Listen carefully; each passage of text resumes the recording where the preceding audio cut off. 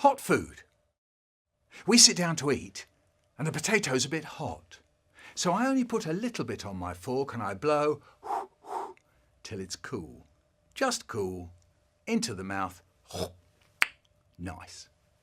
And there's my brother, he's doing the same.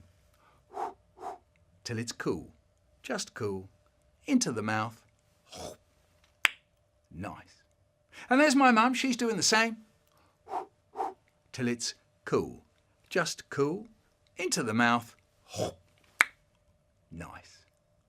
But my dad, what does he do? He stuffs a great big chunk of potato into his mouth and that really does it. His eyes pop out. He bobs his head up and down. He blows, he puffs, he yells. He even spits bits of potato onto his plate. And he turns to us and he goes, "Watch out, everybody, the potato's really hot." Fridge. Once I went to the fridge, saw our jug in there and I thought, what's in it? A syrup. What syrup? Smell it. Smells nice. Finger in, lick it. Tastes nice. Lift the jug and drink a bit. Oh, this is good. This is peach syrup, tinned peach syrup. What a drink. So I drank the lot. Not long after, a few days later, I went to the fridge, saw our jug in there. What's in it? A syrup. What syrup? Smell it.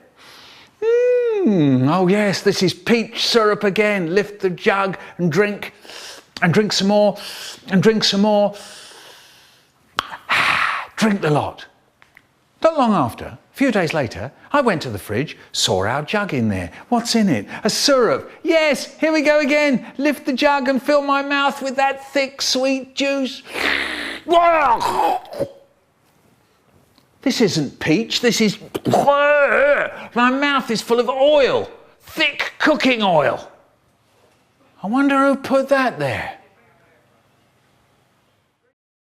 No one in. Sometimes you come home and there's no one in. There are no lights on, no food ready, no telly, no one laughing, no jokes, just you on your own. That's when my brain starts doing things, you know, murderers and mad dog stuff. I'll tell you what I do. When I open the door, I shove it really hard and fast and it bangs against the wall really loud, so if he's hiding behind the door, he'll get it right on the nose. I never have got him. I'll tell you what did happen. The door handle made a great big hole in the wall. Presents. I gave my mum and dad all kinds of Christmas presents. I used to go round the shops for hours looking at razors, key rings, clothes brushes, bath salts, chocolate gingers. Once I thought I'd made a breakthrough. I was at Salmon's the Ironmonger's and there they were. 2 jug things. They were both made of glass except for the tops. One was a milk jug and it had a bright green plastic top and there was a little lever on it, and when you pulled the lever a little door slid open and you poured your milk out through the little door. The other jug was for sugar. This one had a bright green plastic top as well, but this one was a kind of funnel so you could pour the sugar out, but it wasn't any kind of funnel. It was special. It had a little gadget inside the funnel so you only poured out 1 teaspoonful at a time. Magic. So I bought these wonderful things and I gave them to my mum and dad for Christmas. They said they were very nice. They were very pleased. And for a week or so after Christmas, they were always on the table. If anyone wanted any milk or sugar, I'd say, "Can I do it for you? Do you want milk in your tea? Let me do it." And I rushed to pick up the jug, pulled back the lever, and the milk poured out of the trap door. Sugar? And I picked up the sugar jug, tipped it up to pour out the magic 1 teaspoonful. Another spoonful, anyone? Shh. And I poured out the second one. Anyone else? I became the milk and sugar king. I had to be the milk and sugar driver. All week I was pouring for everyone. Breakfast, dinner, tea. After a week or two, I noticed that the milk bottle was getting back onto the table. No jug. I noticed the sugar bowl and the boring old spoon were getting back onto the table. No sugar jug. You see, someone had to fill those 2 jugs. So I said, I'll do it. I'll get the new jug. Hey, yeah, I'll get the sugar thing if you want. Okay, yeah. So I poured the milk and the sugar into the jugs and put them onto the table. The only trouble was they'd got their milk and sugar by then. They didn't need me to drive their milk and sugar for them. My reign as the milk and sugar king was over. I was beaten by the bottle and the bowl. My bright green plastic topped jugs went up on top of the kitchen cupboard with the jam jars without lids. We left them there when we moved from that house. They're probably still there. Presents. It was Christmas Eve. I knew Father Christmas was Mum and Dad. I knew he didn't come down the chimney and instead they came through the door. I knew it didn't all come out of a sack, but instead they left a heap of stuff at the end of the bed. I knew it. What I didn't know was what was going to be in the heap. But I went to sleep. So then I woke up. Nothing. So I went to sleep. So then I woke up. Nothing. Oh, was that piece of paper there before? Must have been. So I went to sleep. So then I woke up. Nothing. And it's morning. Has Father Christmas forgotten me? I mean, Mum and Dad, get up, feeling bad, feeling worse than bad, terrible, nearly crying. That piece of paper, what is it? It's a picture of a bike. And underneath it, it says, downstairs. So it's rush, rush downstairs, front room. And there it was, propped up against a chair in front of the telly, big and shining. The bike, of course. Ha! Father Christmas couldn't stuff a bike down the chimney, could he?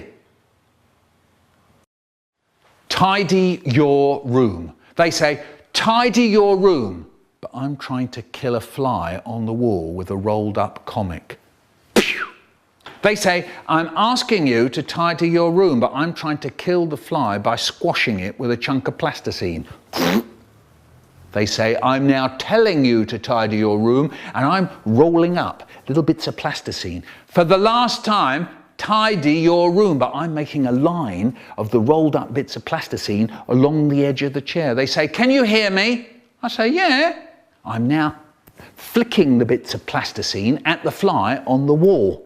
They say, what have we just asked you to do? And I say, I don't know. Solomon the cat. I was 7. There was a competition in the paper. It was write a story, and the best story would be printed. I thought I'd go for it.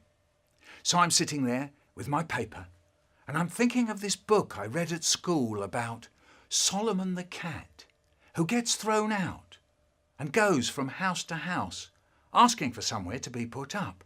So I think, I could write a story like that. I called it Solomon the Cat.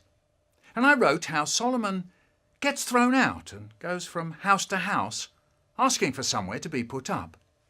I sent it in and I won the competition, and it was printed in the paper. Solomon the Cat by Michael Rosen, aged 7 3/4. My mum and dad were very pleased with me. It got printed in the paper's Christmas annual too. Solomon the Cat by Michael Rosen, aged 7 3/4. Sometime later, we got a letter from the paper saying they had heard from someone who said they'd bought a children's picture book about a cat called Solomon who gets thrown out and goes from house to house asking for somewhere to be put up. See this, Con? My dad says to my mum. See this? Someone stolen Mick's story and made a book out of it. Would you believe it, the things people do? If I had the time, I'd try and get hold of that book and sue the pants off them. No. I said I shouldn't bother. It was ages ago. Not long ago, I got a letter from a girl in America. She said she had won a state poetry competition judged by the poet John Chardy. She had won with a poem that went, "Down behind the dustbin, I met a dog called Jim. He didn't know me, and I didn't know him. You wrote that poem, Mr. Rosen, she said, and now they want to print it in the paper. What shall I do? I sent her a letter back and said, don't worry. I know someone who once wrote a story called Solomon the Cat, who gets thrown out and goes from house to house. You can probably guess the rest. The hole in the wall. I loved sharing a room with my brother. But one day my parents said that my brother was going to move out of our room. He was going to have a room of his own. We wouldn't share anymore. So he moved out the model cars he had made and the model trains and the model planes. They all went off to the room next door, his room. In there, he set up the model cars he had made and the model trains and the model planes. And soon he got to work making something new, something really big. I wanted to be in there while he was making it, but I had to go to bed in my room, the room that used to be our room. So I had an idea. I had a metal ruler, a hard steel ruler with sharp edges and corners. I got into bed with this metal ruler, and just where the bed meets the wall, just out of sight of anyone looking, I started to scratch the wall with the hard corner of the metal ruler. Scratch, scratch, scratch, scrape, scrape, scrape. I was making a hole through to my brother's bedroom. I twisted the corner of the metal ruler round and round and round. Scratch, scratch, scratch, scrape, scrape, scrape. And after ages of scratching and scraping, all I'd made was a little tiny dent in the wall. So I went to sleep the next night and the next. Scratch, scratch, scratch, scrape, scrape, scrape. The dent got a tiny bit deeper. And the next night and the next. Scratch, scratch, scratch, scrape, scrape, scrape. After a few nights, I reached a bit of wood. Should I try to scrape through the wood or around it? I decided to go over the top.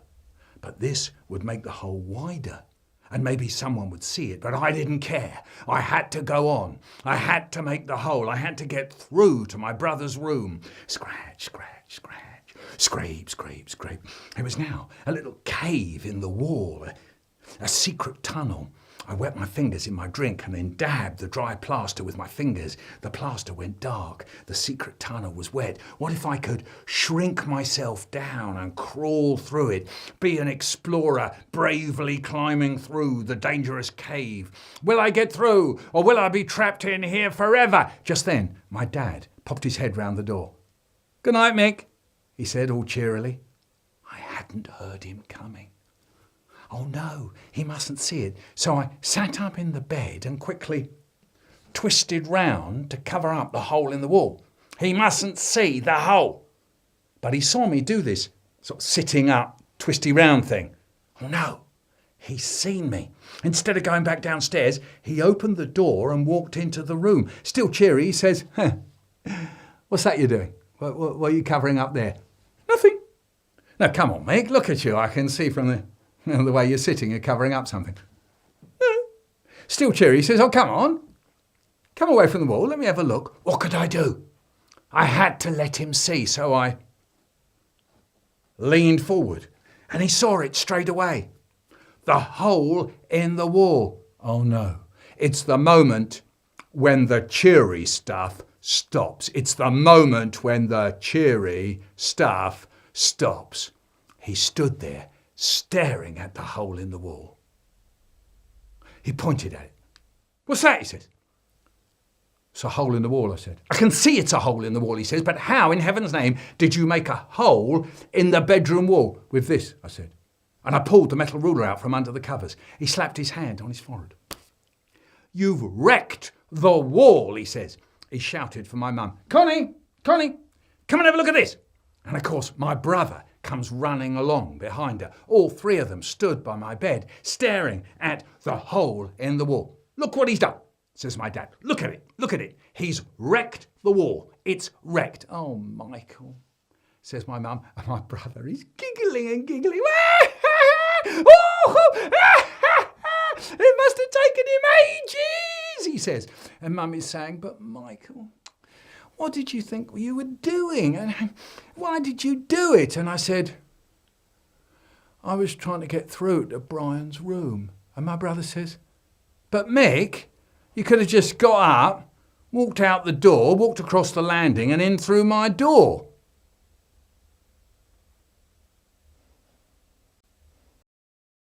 Kaleidoscope. It's said that the great emperor of all emperors called for his wisest and cleverest people and told them to go away for 10 years to invent useful things. Whoever could invent the most useful thing of all would win 3,500 chocolate biscuits. 10 years later, there was a queue outside the palace of the great emperor of all emperors. One by one, people were asked in to show their invention to the great emperor of all emperors. One woman had invented windscreen wipers for spectacles. Excellent, said the great emperor, very useful for when it's raining, but not a prize winner, I'm afraid. One man had invented square tomatoes. Very good, said the great emperor, very useful for putting tomatoes in boxes, but not a prize winner, I'm afraid. One woman had invented a pencil that sharpened itself. I like it, said the great emperor, very useful when you're too tired to use a pencil sharpener, but not a prize winner, I'm afraid.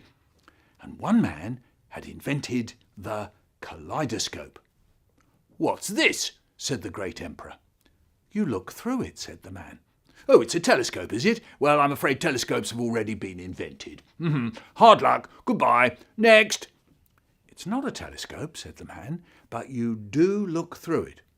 Well, what's the point of looking through something that looks like a telescope but isn't a telescope? Said the great emperor. You look through it, then you twist it and move it, and before you know what's what, you find yourself saying, ooh. Or on another day you might look through it, twist it and move it, and you could find yourself saying, ah. And I have to tell you this, sometimes people find themselves saying both ooh and ah. But what's the use of that? Said the great emperor. I asked for inventions that are useful, not some stupid little thing that makes you make funny noises. Thank you and goodbye. Next. Just try it, said the man. Oh, if I must, said the great emperor crossly. And he picked up the kaleidoscope, he twisted it, moved it, and he looked through it. And when he saw all the colours of the rainbow glowing in there, and when he saw all those patterns changing over and over again, he said, ooh! And then he said, ah! And then as he went on looking through it and changing the patterns, he said, yes, it's very nice, but what's it for? Is it useful?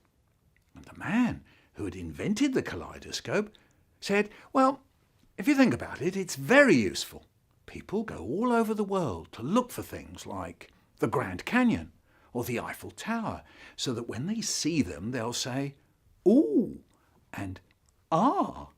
With this invention, you won't have to move out of your chair. And whenever you feel like a quick ooh or a quick ah, you take it out, look through it, twist it about a bit, and there you are. But the great emperor wasn't listening. He was too busy looking through the world's first kaleidoscope and saying, ooh, and ah. Later, much later, the man won 3,500 chocolate biscuits. Well, that's how the story goes. It may or may not be true. Bathroom fiddler. I'm the bathroom fiddler, the bathroom twiddler, the foodler and the doodler, the dawdler and the diddler. I dibble and I dabble, I meddle and I muddle when it's time for me to wash, when I know it's time for bed. When I go up to the bathroom to get ready for bed, I don't get washed straight away. I fiddle and I diddle. I pick up the toothbrush and I bite the bristles. I get the bristles in my teeth and I pull, I heave. I have a tug of war with the toothbrush. I'm winning! My mouth's full of bristles. I get the can of talcum powder. I hold it in my hand. I drop my hand down fast, and out comes a puff of powder. Catch the cloud of powder, but it falls to the floor. Hey! It's snowing in here!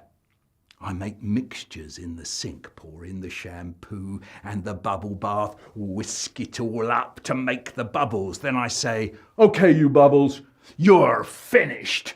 At that, I blow huge puffs of air, and the bubbles pop all over the place. Then I stick my finger down the plug hole and scoop out the mucky stuff down there.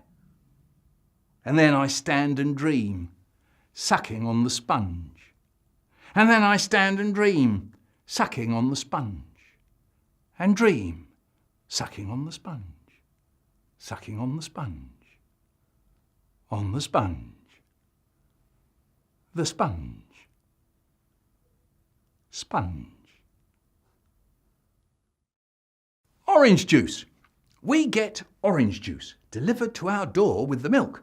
On Mondays, Wednesdays and Fridays, we get 1 pint of milk and 1 carton of orange juice. So one Monday morning I go out there and there's 1 pint of milk and no orange. So I go, damn, the milkman's forgotten to deliver the orange. I love orange juice for breakfast. So on Tuesday, I got up in time to meet the milkman and I say to him, "Hey, you forgot to deliver the orange yesterday." "No, I never," he said. "Afraid you did," I said. "I delivered your orange yesterday," he says. "Well, it wasn't there when I came to collect it." So I got another one off him. On Wednesday, same again. 1 pint of milk, no orange. So on Thursday, I waited for him again. "No orange yesterday," I said. "Look, I delivered it," he says. "Well, it's disappearing," I say. "Someone's nicking it then," he says. And off he went. Suddenly, my mind began to think. Who is it creeping up to our doorstep? Who's getting our lovely orange juice for their breakfast? Someone on their way to work? Someone walking a dog? Someone who nips out and collects it and nips back in again and then shares it out round the family. Yeah. So I made a plan. On Friday, I got up, same time as the milkman, picked up the orange carton, took it indoors, emptied the orange out into a jug, poured in some orange squash up to about 5 centimetres from the top. And then I took some hot Jamaica sauce we've got. Now, I don't know whether you know what that's like, but if you just put a little speck of it on your tongue, it feels as if someone's put a match in your mouth. I love it. I put it on my rice. So I took this stuff and I shook in half a bottle load of it. Yeah. Yeah. Then I sealed up the carton and put it back on our doorstep in exactly the same place. And then I went back to bed. Now, I had wanted to stay awake, but I dozed off by mistake. Anyway, when I got up, I went straight to the front door and opened it and there was 1 pint of milk and no orange. Yes! I was so pleased. And then I thought, I made up a little scene in my mind. I thought maybe my orange thief is someone who nips out, nicks the orange, nips back in and shares it out round the family. So this morning, this person did just that.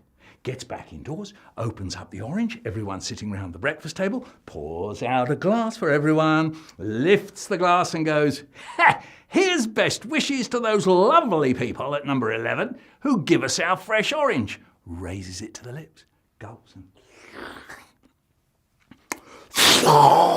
It feels like someone's jammed a banger in his mouth. His mouth's on fire and he goes dancing round the house for the next hour, stuffs his head under the tap, fills his mouth with water, and goes off dancing round the house again. He can't get rid of it. Maybe that's what happened. Maybe it didn't. Could have been a woman. Could have been a kid. All I know is we haven't lost any more orange since. Our cats. Our cats lick each other's faces. Mum says they do that because they're brothers. I don't lick my brother's face, and he doesn't lick mine. This poem comes from Jelly Boots, Smelly Boots with Wonderful Pictures by David Tasman, published by Bloomsbury. Steamy shower. I love a dreamy, steamy shower, hanging about for over an hour, just before bed, getting hot and red in the steam, standing there with time to dream, water running over me feeling, drips dripping off the ceiling. Mum says it's my fault, it's peeling. Nothing can beat the hot, wet heat. Nothing wetter, nothing better.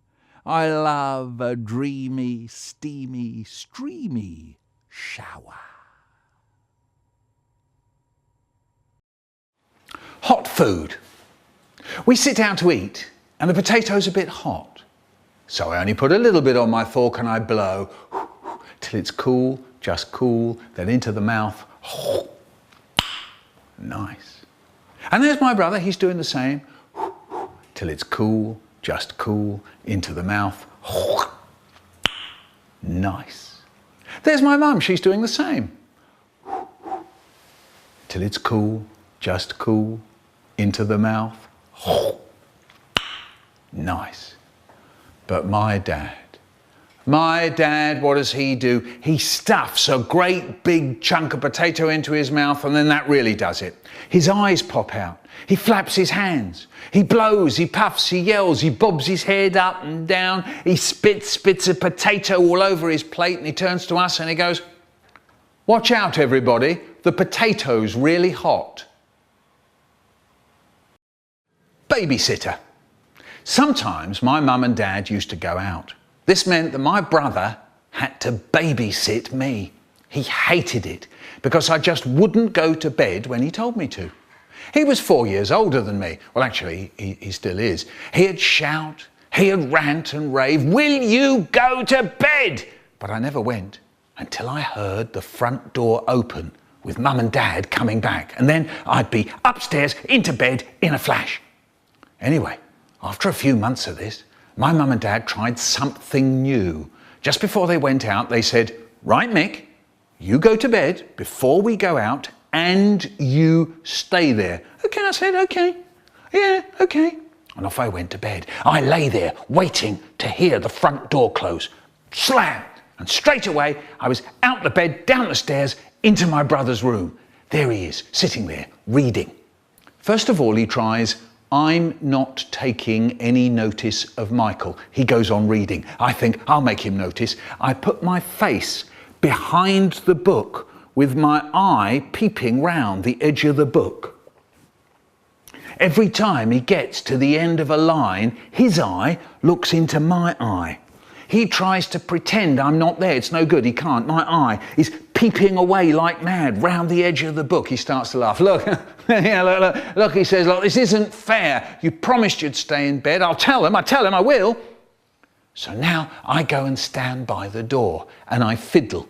I make little rattly noises with the handle and the key. Fiddle diddle, riddle diddle. He tries to pretend I'm not there. It's no good, he can't. I'm rattling away like mad with the handle and the key. He starts to laugh. "All right," he says, "look, right, that's it." He sounds like he's going to really do for me. So now he tries, "I'm going to be so boring Michael will get so fed up, he'll go back to bed. He starts up a chant. Go to bed, go to bed, go to bed, go to bed, go to bed, go to bed, go to bed. He doesn't stop. Go to bed, go to bed, go to bed, go to bed. He goes on for ages. Go to bed, go to bed, go to bed. I try to talk to him. Hey, what do you want for your birthday, Brian? Go to bed, go to bed, go to bed. Do you want a sweet? Go to bed, go to bed, go to bed. Hey, you've got a pimple on the end of your nose, you know. Go to bed, go to bed, go to bed. And I'm still fiddling with the door. I lock it. I unlock it. I lock it. I try to unlock it. Go to bed, go to bed, go. Brian, I can't unlock the door. Go to bed, go to bed. Brian, the key's stuck. He stops. Suddenly he looks pleased and he settles down with his book and waits. Meanwhile, I've got big bother. They're going to come back and find me here, and I've got out of bed and I've come in his room and I've locked the door and it's really late and it's all my fault. I try and I get that key to work. Fiddle, riddle, diddle, diddle, fiddle, riddle, diddle, diddle. For 3 hours I'm at it, and all the time my brother is not taking any notice of Michael. The front door opens. Hello, my mum calls out. She gets to my brother's door. Did Michael stay in bed all right? She's trying to turn the handle. Let us in, Brian, says my dad cheerily. No answer from us inside. My brother is waiting for me to say something. I'm hoping he'll say something. We're looking at each other. Come on, Brian, says my dad, getting a bit cross. Oh no, the moment I dread when Dad goes from being cheery to absolutely furious. In a weedy little voice I say, I locked the door. That really winds them up. There's my mum. Is that you, Michael? You still up? You promised you'd stay in bed. It isn't fair on Brian. And there's my dad, and he's roaring. Would you believe it, the little pig? And the door's jammed. I'll have to break it down. God, when I get inside, oh, he's going to be in for big trouble. And me, I'm standing there all shaky and sorry and shuddery. But my brother, what's he doing? He's smiling all over his big face. Yeah, he took the key out, passed it under the door, and they opened it, and I dashed out off to bed faster than an electronic rabbit. Cold pickles, warm chutney and hot jam. One year, Mum made pickled new green cucumbers, and the house smelt of vinegar and peppercorns all the way from the front door to my bedroom. Whoever came to the house went away with a jar of pickled new green cucumbers, even the man who read the gas meter. The next year, Mum made green tomato chutney, and the house smelt of vinegar and hot tomatoes all the way from the front door to my bedroom. Whoever came to the house went away with a jar of green tomato chutney, even the man who painted the windows. Last year, Mum made gooseberry jam, and the house smelt of melting sugar and fruit juice, all the way from the front door to my bedroom. Not many of the people who came to the house got a chance to get hold of a jar of that gooseberry jam.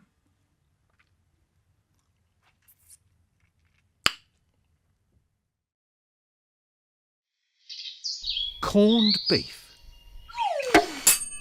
Why does Mum keep cans of corned beef in the cupboard?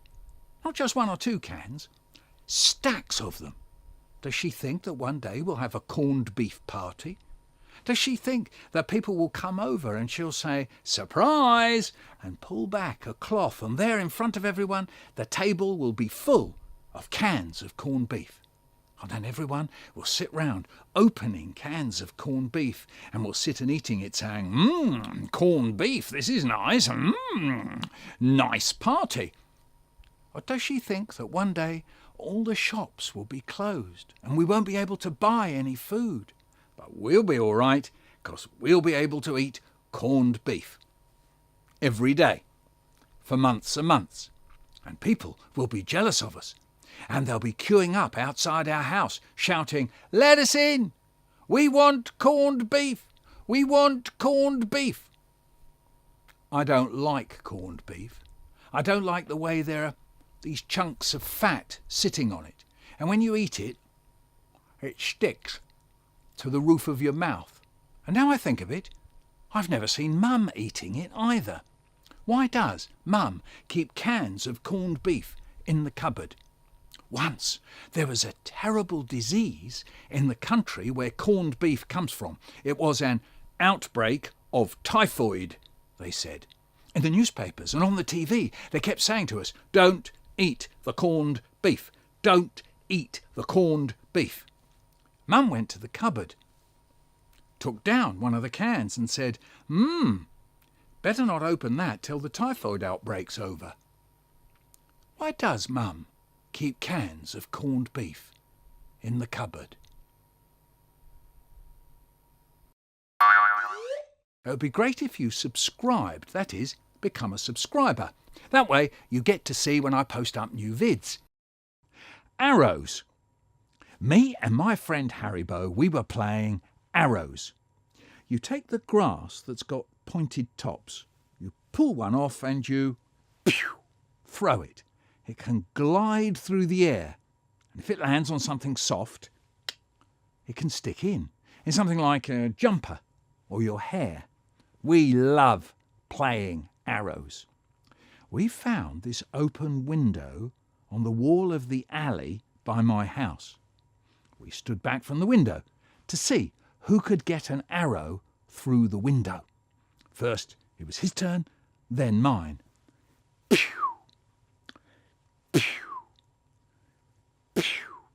Mostly they missed. Then one went in. Yeah! Arrow! We shouted. Then we carried on.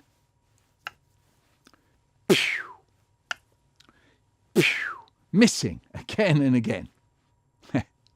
All of a sudden, a man appeared in the alley. It was the man we called Baldy. He came marching up and stood there in front of us. He holds out his hand. He looked down at it. "What do you think this is, eh?" he shouted. We looked down. There, stuck between his fingers, was an arrow. He told us to clear off, and we did. Later, when we sat down round at Haribo's place, we talked about how the arrow must have gone whizzing through the window and landed on his hand. And we imagined him sitting there and an arrow coming from nowhere, whee, and just happening to land on his hand. Wow! What a shot! And we laughed and laughed. Then, much later, Haribo said, "I wonder whose arrow it was. Yours or mine?" And neither of us knew. And neither of us will ever know. Fried egg. When you have a fried egg, and the yellow bit, the yolk, is all runny and it spills onto the plate, how do you clean it off your plate? With your knife or your fork? I once said to my brother, "I bet a fork's best," and he said, "I bet a knife's best." So we scraped and scraped, and I was sure, in fact I could see, as plain can see, that my fork had done it better than his knife. "Mine's best," I said. "Mine's best," he said. "No, mine is," I said. "No, mine is," he said. "Mum, whose is best?" I said. She looked at the plates. "I think they're just about the same," she said. I didn't say anything. I just knew that she was wrong. My fork was better than his knife for getting egg yolk off plates. It was as simple as that. It made me so angry. I thought, why doesn't he admit it? I know he knows mine is best.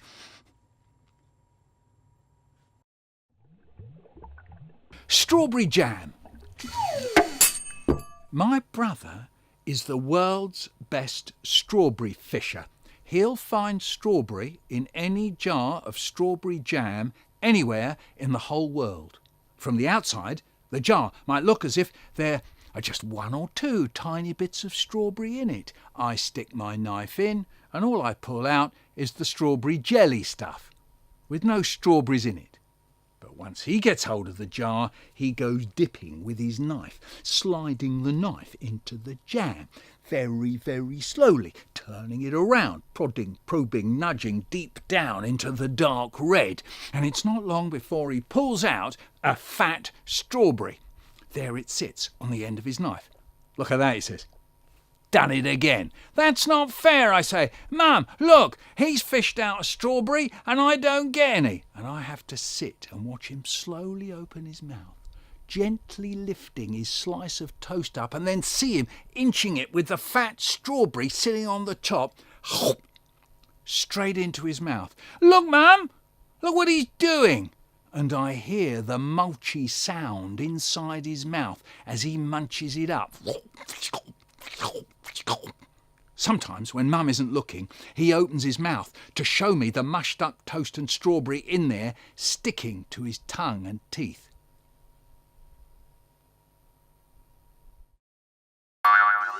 It would be great if you subscribed, that is, become a subscriber. That way you get to see when I post up new vids. The shop downstairs. We live in a flat over a shop. It's an estate agent's called Norman and Butt. My father told me that Norman is the talkative one. He's full of big ideas. He rushes in and starts gabbling away with what they're going to do. Things like, we could open a new shop. We could buy new desks. We could be millionaires. And then Mr. Butt says, but... And so nothing happens. That's them. Norman and Butt, says my dad. Is that true, we say? Sure it is. Shut your mouth when you're eating. Shut your mouth when you're eating. I am, Dad. Mouth. It is shut. I can see it isn't. I can hear it isn't. What about his mouth? You can see everything in his mouth. He's only 2. He doesn't know any better. You can see all his peas and tomato sauce. That's none of your business. 2 minutes go by. Dad? Yes? Your mouth's open. Shut your mouth when you're eating, Dad. It is shut, thank you very much. I can see it isn't, Dad. I can see all the food in there. Look, that's my business, okay? Peas, gravy, spuds, everything. Look, you don't want to grow up to be as horrible as your father, do you? Answer that, smarty pants. The torch. I nagged my mum and dad for a torch. Oh, go on. I'd love a torch. One of those ones with the black rub around them. Oh, go on, please. It was no good. I wasn't getting anywhere. Then came my birthday. On the table was a big box. In the box, a torch. My dad took it out the box. You see that torch, he says? It's waterproof. That is a waterproof torch. Waterproof. Wow. So that night, I got into the bath and went underwater swimming with it. Breathe in, under the water, switch on, search for shipwrecks and treasure, up, breathe, under again, exploring the ocean floor. Then the torch went out. I shook it and banged it, but it wouldn't go. I couldn't get it to go again, my birthday torch. So I got out, dried myself off, put on my pyjamas and went into the kitchen. The torch, it won't work. It's broken. And my dad says, what do you mean, it's broken? It couldn't have just broken. How did it break? I don't know. It just went off. I don't believe it.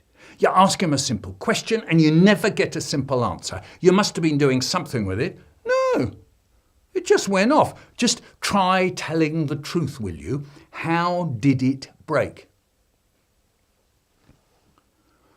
I was underwater swimming with it. Are you mad? When I said the torch is waterproof, I meant it keeps the rain off. I didn't mean you could go deep-sea diving with it. Ruined, completely ruined. For weeks and weeks he nags as stupid that he wants one of these waterproof torches, and the first thing he does is wreck it. How long did it last? Connie, how long did it last? 2 minutes? 3 minutes? These things cost money, you know. Money. I felt so rotten. My birthday torch. At the weekend, he says, we're going into Harrow to take the torch back. We walk into the shop. My dad goes up to the man at the counter and he says, you see this torch? I bought it from you a couple of weeks ago. It's broken. So the man picks it up. Well, it couldn't have just broken, says the man. How did it break? And my dad says, I don't know. It just went off. Surely you must have been doing something with it, says the man. No, says my dad. It just went off. Oh, come on, says the man. These torches don't just break down. So I said, well, actually, I was in the kitchen and I got a hard kick on the ankle from my dad. I was in the kitchen and it went off. So the man said that he would take it out the back to show Len. He came back a few minutes later and said that Len couldn't get it to work either, so he would send it back to the makers.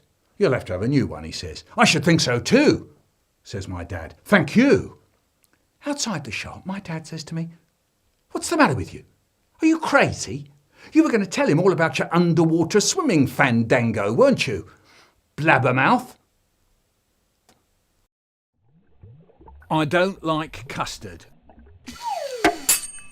I don't like custard, I don't like custard. Sometimes it's lumpy, sometimes it's thick. I don't care what it's like, it always makes me sick. I don't like custard, I don't like custard. Don't want it on my pie, don't want it on my cake, don't want it on my pudding, don't want it on my plate. I don't like custard, I don't like custard. It dribbles on the table, it dribbles on the floor. It sticks to your fingers, then it sticks to the door. I don't like custard, I don't like custard. I can't eat it slowly, I can't eat it quick.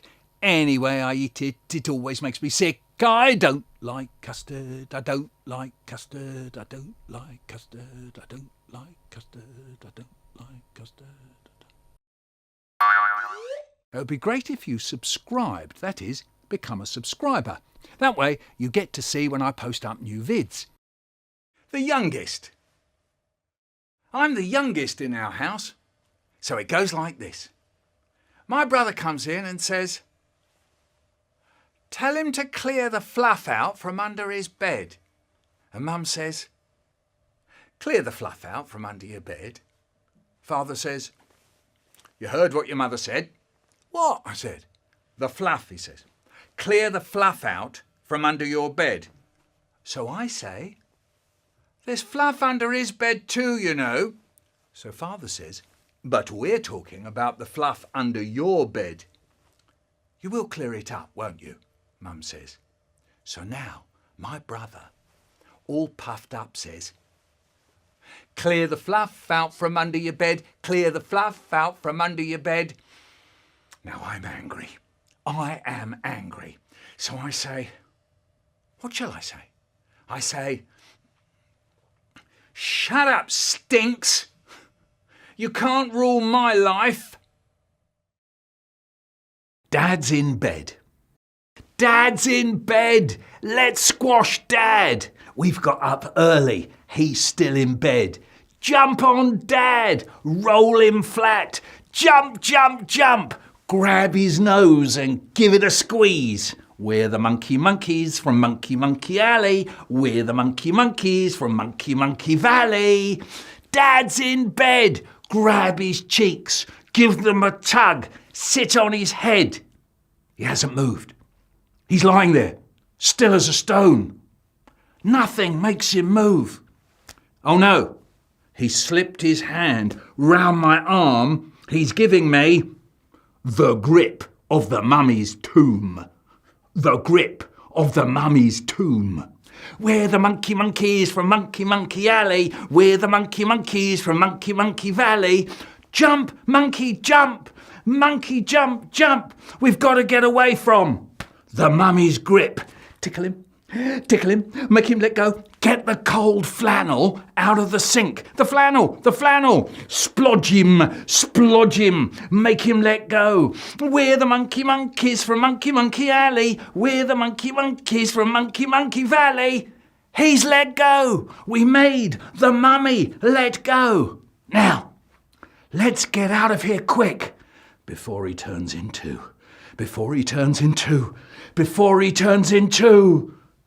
Wolfman! We're the monkey monkeys from Monkey Alley. We're the monkey monkeys from Monkey Valley. 2 languages. Mum can speak 2 languages and sometimes mixes them up. She doesn't say don't moan, she says don't kvetch. She doesn't say don't slurp your soup. She says don't hup. She doesn't say don't burp. She says don't graps. She doesn't say don't fart. She says don't fots. And when I have wrinkles in my socks, she says it looks like I've put my feet through a pile of bagels. So I sing it all back to her and I say don't kvetch, don't hup, don't graps, don't fots. Take the bagels out of your socks. This poem comes from Jelly Boots, Smelly Boots with wonderful pictures by David Tasman, published by Bloomsbury. Gymnastics. When my mum and dad went out, we moved the chair to the end of the settee, and then we used to take it in turns to do dive bombs off the chair onto the settee. Stand by! Whee! Ka-flump! Great. Jump down onto the floor, back onto the chair. Stand by for the dive bomb. Whee! Ka-flump! Wow! Did you see that one? Then we put another chair on the other end of the settee and rammed the table up close to that chair. Then you could dive bomb off the chair onto the settee, whee, ka-flump, climb onto the chair at the other end of the settee, then up onto the table, leap off the table like a red devil, yahoo, bam, onto the floor. Then we piled up all the cushions in the corner so you could go tunnelling along the wall, round the corner, back to the chair, next to the settee, jugga, jugga, jugga, jugga, jugga, and banging your feet on the floorboards, thudder, thudder, thudder, thudder, thudder. Great! I asked Haribo, Tony Sanders, Lizzie Gray and Hendy over, and all 7 of us went round. Great! Next day, we all met up and it was Lizzie who said, hey, after we've dive-bombed the settee, we could trampoline for a bit. Bouncy, bouncy, bouncy. And then if we pulled the flaps out of the table, we could do marching on the table. Clomp, clomp, clomp, clomp. Great, I said. Come over. Yeah, we'll come over for gymnastics at Rose's place. So that night, we dashed out of school, into our front room, moved the furniture around, and away we went. Stand by for dive bomb. Whee! Ka-flump! Onto the settee, trampoline, bouncy, bouncy, bouncy, bouncy, up onto chair number 2, up onto the table, march, clomp, clomp, clomp, clomp, red devil, yahoo! Bam! Onto the floor, jugga, jugga, jugga, jugga, under the cushions, thudder, thudder, thudder, thudder, and back to chair number 1. All 7 of us, great! Screaming our heads off, round and round our gymnastics course. Then the doorbell rang. Right in the middle of our session, the doorbell. I went and answered the door. It was the man from downstairs. He looked at me for a long time, and then he started to speak. Is your father in? No, I said. Tell him I want a word with him when he comes in, will you? He said. Yeah, I said. He went on looking at me. I could hear him breathing, and his eyes were getting big, and his mouth was tightening up, and then he shouted, my light fitting has just fallen out of my ceiling. What's going on? I've never heard anything like it. What have you got in there?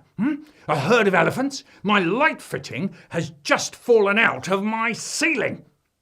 Then, all quiet, he said, I shall tell your mother and father about this, don't you worry, sonny. You'll see. He went indoors. I dashed back to the front room. They were lying about all over the floor, panting and giggling. Yeah! That was the man from downstairs.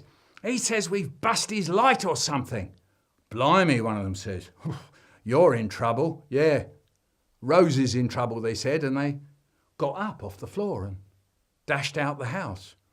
You can bet they didn't hang about or anything. When we had ice cream, we'd sit round saying, this is nice, this is really nice. But then my dad would say, you know what this could do with? Just a little bit of fruit salad with it. So, next time we had ice cream, we'd have ice cream with a little bit of fruit salad with it. And we'd sit round saying, this is nice, this is really nice. But then my dad would say, you know what this could do with? Just a few chopped nuts on the top. So, next time we had ice cream, we'd have ice cream with a little bit of fruit salad and a few chopped nuts on the top. And we'd sit round saying, this is nice. This is really nice. But then my dad would say, you know what this could do with?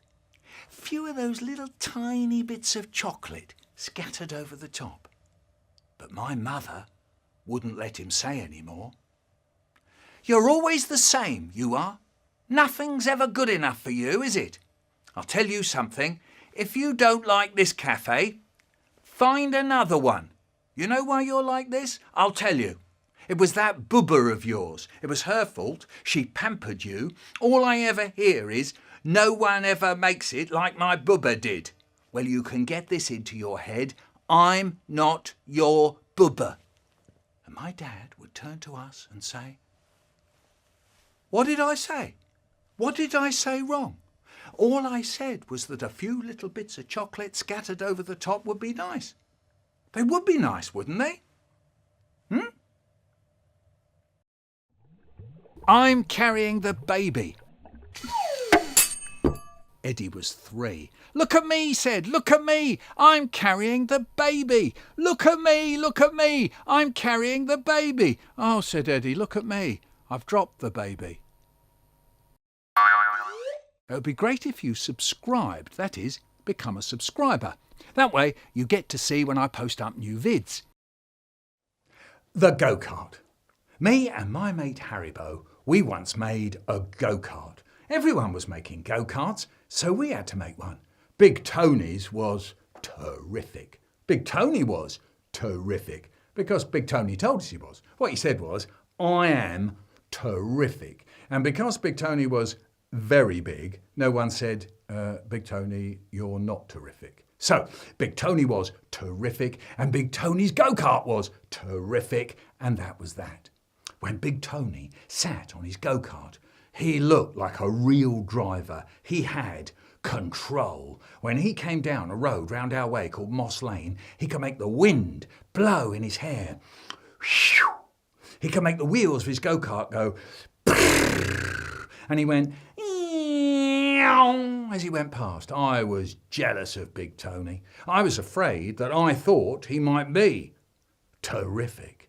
So me and Haribo, we made a go-kart out of his old pram and some boxes and crates we got from the off-licence. We nailed it up with bent nails, but Haribo's dad said, no. You should use big metal staples. And he gave us some. He said they were heavy duty. Heavy duty? Wow, that sounded terrific. So then we tied cord round the front crosspiece, but Haribo's dad said, no. You should use the pram handle. And he helped us fix the pram handle to the crosspiece. He said, that'll give you control. Control. Wow, that sounded terrific. Haribo sat on the beer crate and steered. I kneeled behind, but Haribo's dad said, no. You should kneel on foam pads. And he cut these 2 foam pads for me to kneel on. Haribo's dad said, that'll help you last the course. Last the course? Wow, that sounded terrific. Our go-kart was ready, so we took it up to the top of Moss Lane and Haribo said, I'll steer. And he did. It was fantastic.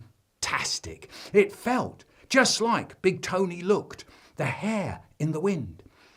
Whew, the wheels. So we both went. So we took it up the top of Moss Lane again, and Haribo said, I'll steer. And he did. It was amazing. The road went blurry, the hair in the wind. Whew, the wheels went. So we both went. So we took it up the top of Moss Lane again, and Haribo said, I'll steer. So I said, can I have a go? Haribo said, no. Oh, go on, I said. No, he said, you've never done it before. Oh, go on, Haribo, let me have a go. Go on, I mean. Blimey, come on, Haribo. Go on. No. Oh, go on, I mean, go on. All right, he said. Now look out, won't you? Yeah. I know, I said. I thought, I am going to be terrific. My hair, my wheels, me. And away we went. Hair, yeah. The wheels, yeah. Me, yeah. But halfway down Moss Lane, there's Moss Close, and that's where the road curves, and that's where Big Tony steers, Big Tony leans, Big Tony controls. I saw Moss Close coming up really fast. Steer! Shouts Haribo. Steer, you big wally! And I yanked the pram handle. And the whole world went round once, and twice, and 3 times, and my head went rolling down the road, pulling me after it, and then the go-kart came for the ride, over and over and over, until my nose and my chin and my 2 front teeth landed up in the grit of the gutter. Haribo was crying. I breathed in, and it kind of whistled. There it was again. I stuck my finger up to my tooth, and it was chipped. Haribo said, your chin's bleeding. And I said, yeah, your chin's bleeding. And oh, no, he said. We walked home. He pulled the cart, got to his place.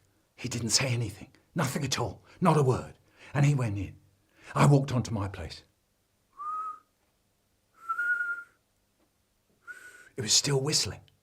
When I got in, I told Mum everything, and she said, well, she said all kinds of things like, well, your teeth will probably fall out, you know. One of those nice things that mums sometimes say. Next day at school, they were all asking about the crash. They all looked at my tooth. And then they wanted to see the go-kart. Haribo said, you can't, because my dad's chopped it up. Chopped up? Wow, that sounded terrible. Hey, when Haribo got his racer, his brand new racing bike for Christmas, I didn't ask him for a go on it. No, I didn't, no. No, I didn't. I wonder why. Last word. Dad says, stop doing that. So the boy stuck his tongue out. Dad says, don't stick your tongue out at me. So the boy says, I'm not. I'm just licking my lips. Later, bang, bang, bang, bang. Dad says, stop jumping up and down up there. I can't stand the noise. And the girl says, I'm not jumping, I'm hopping. And Dad says, some people always get the last word.